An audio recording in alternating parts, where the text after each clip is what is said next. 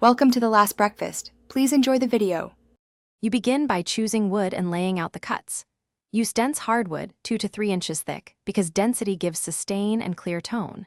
Once you have the blank, draw a center line and mark 6 to 10 tongues depending on range. Make spacing equal by dividing length by count. This ensures even resonance. Also plan tongue lengths now. Longer tongues produce lower notes, shorter produce higher notes, so you can map a scale before you touch power tools. Next, cut and shape the tongues with precision. Use a bandsaw or jigsaw to cut slots from the top.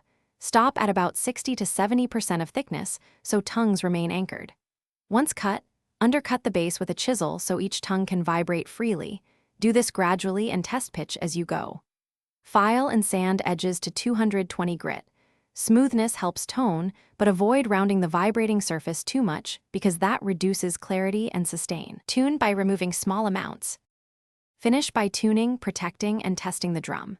You tune by shaving material from near the tip of a tongue. Small cuts raise pitch, so use a chromatic tuner or app and work slowly. Once tuned, apply 1 to 2 thin coats of oil or satin varnish. This seals the wood while preserving vibration. Test with felt mallets and listen for sympathetic ringing. If a note is weak, make tiny adjustments or add a small weight at the tongue base.